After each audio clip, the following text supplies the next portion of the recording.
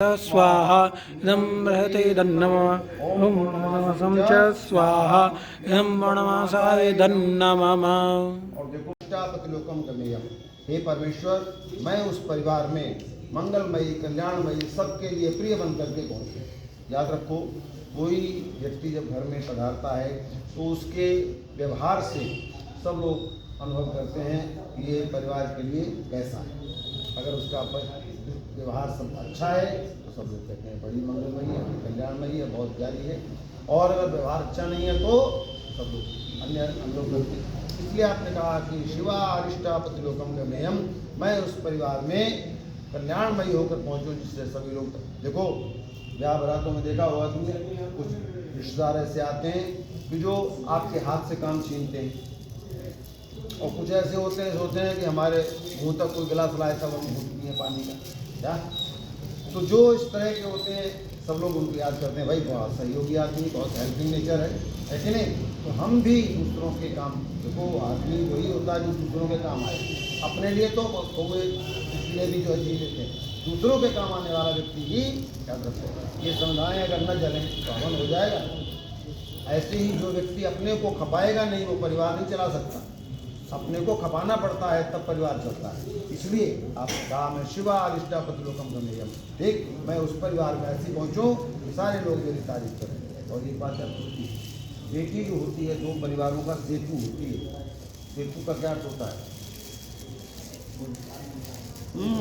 सेतु का अर्थ क्या होता है जो बताओ, नहीं मालूम? पुल। सेतु का अर्थ है, सेतु का अर्थ था पुल। तो पुल का काम क्या होता है जानते हो, कह रहे हो आप जानते। तो इसी प्रकार से बेटी जो होती है दो परिवारों को जोड़ती है, दो परिवारों का यश बढ़ाती है। बेटा बिगड़े तो एक खानदान, बेटी बिगड़े तो दो खानदान।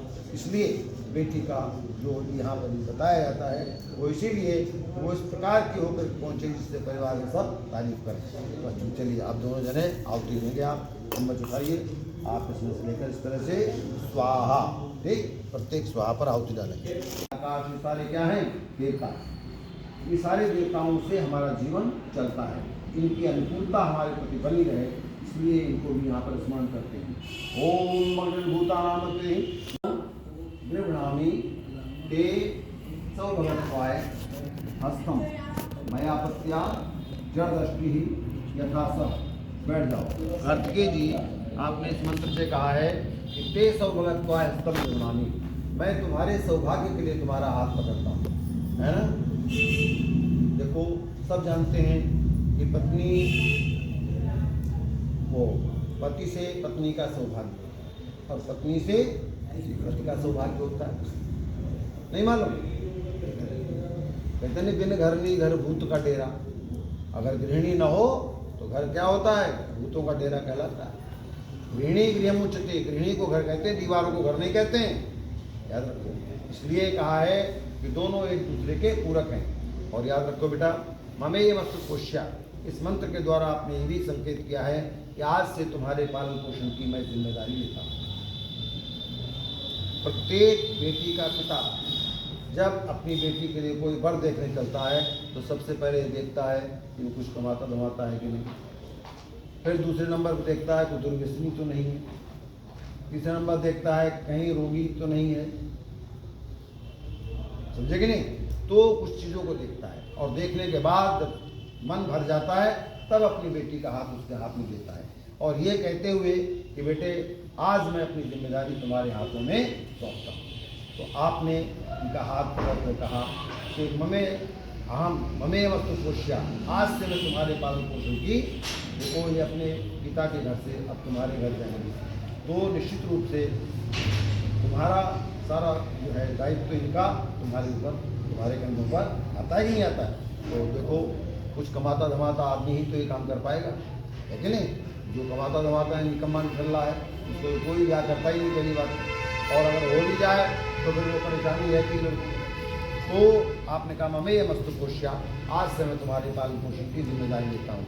और देखो दोनों जने अग्नि की तरफ हाथ करोगे और इस अग्नि की तरफ हाथ करके आप दोनों ये प्रतिज्ञा कर रहे हो कि आज से कार्तिकेय तुम्हारे लिए मानसी से छोटी जो भी होगी वो बेटी के समान, बराबर की होंगी बहन के समान, बड़ी होंगी वो माता के तुल्य होंगी। मानसी तुम्हारे लिए कार्तिकेय से छोटे होंगे वो बेटे के समान, बराबर के होंगे भाई के समान, बड़े होंगे पिता के तुल्य होंगे।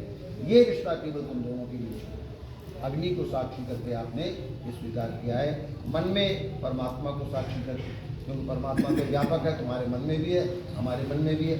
मैं कह रहा हूँ तुम सुन रहे हो समझ रहे हो, ठीक? आप बताओ।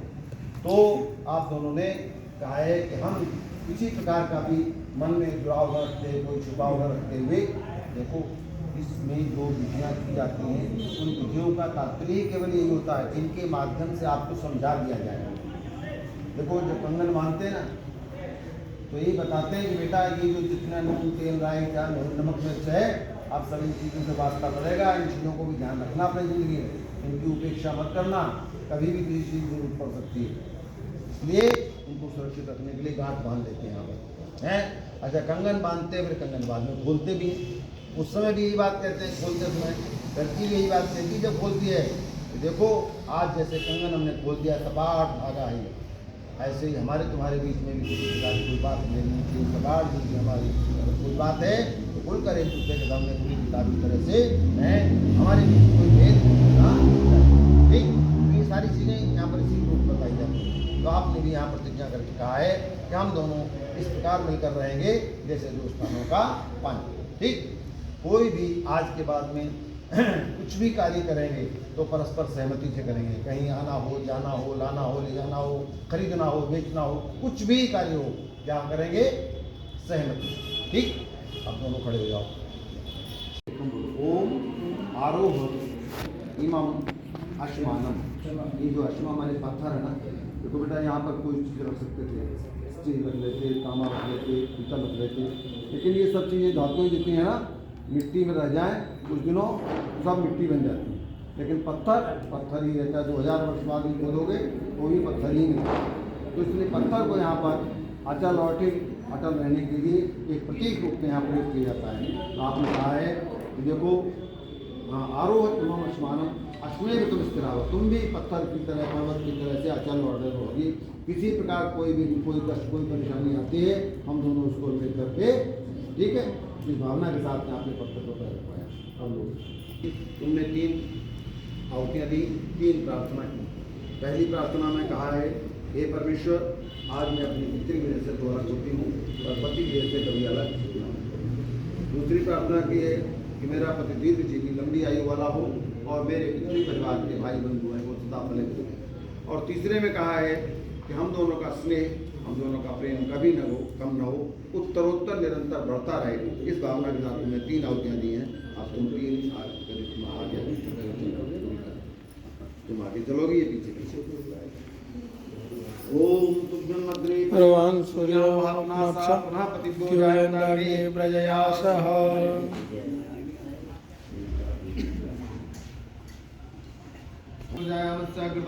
यस्यां भूतं विश्वमिदं जगत् तामत्यगाथां गास्यामि स्त्रीणाम्।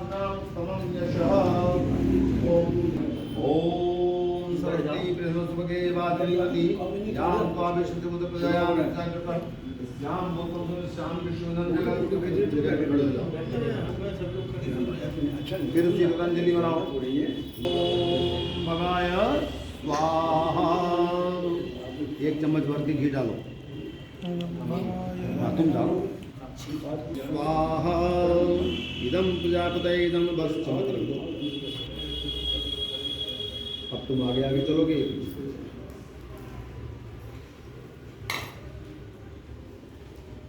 ओम तुभ्यं अग्रे परिवहन सूर्यां वह पुनः प्रतिपूजायां अग्नि प्रजया च।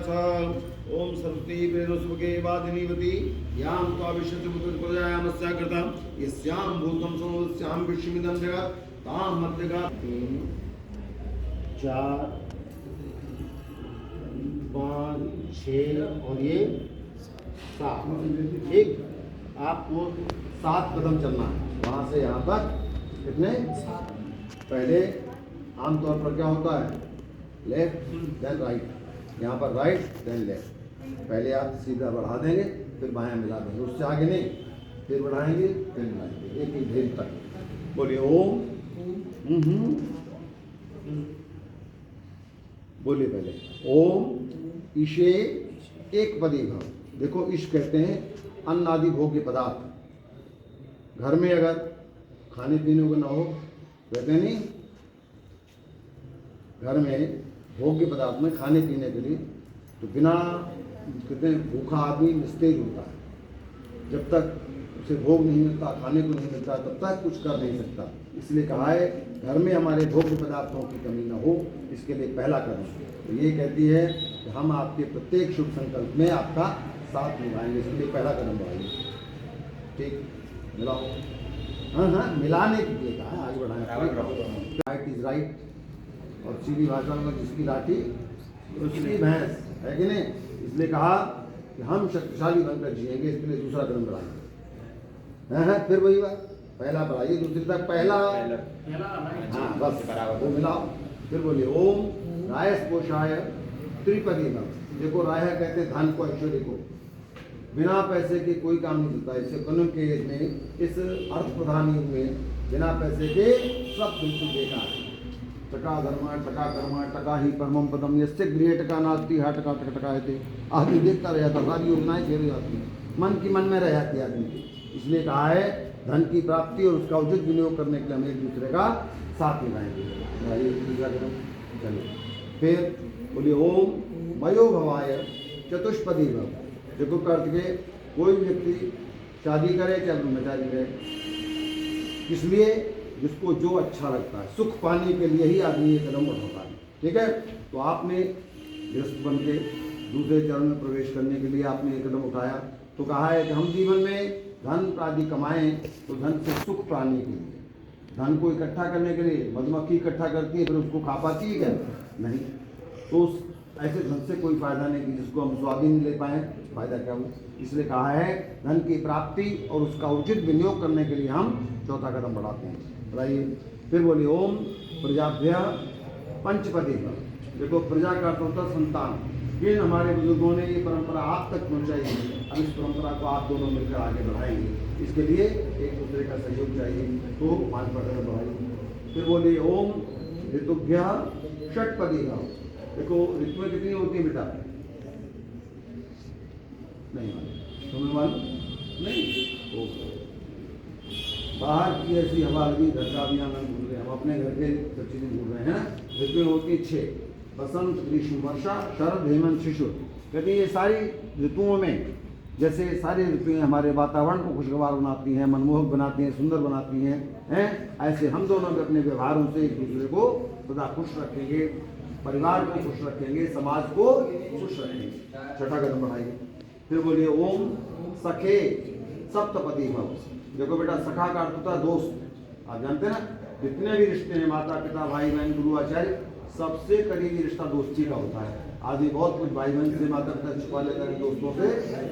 आज से आपने मानसी को अपना दोस्त बना लिया, मित्र बना लिया है। और दोस्ती के लिए आप इसको अपने बामान बनाएंगे, बामान बाएं तरफ नियरेस्ट ऑफ हार्ट, हृदय के निकट लाएंगे। ठीक है, तो ये दोस्ती आपकी ताज जिंदगी बरकरार रहे, ऐसी हम भगवान से कामना करते हैं। ऐसे ही चलते हुए जाओ और पूरी तरीके से चलो ऐसे हाथ लगे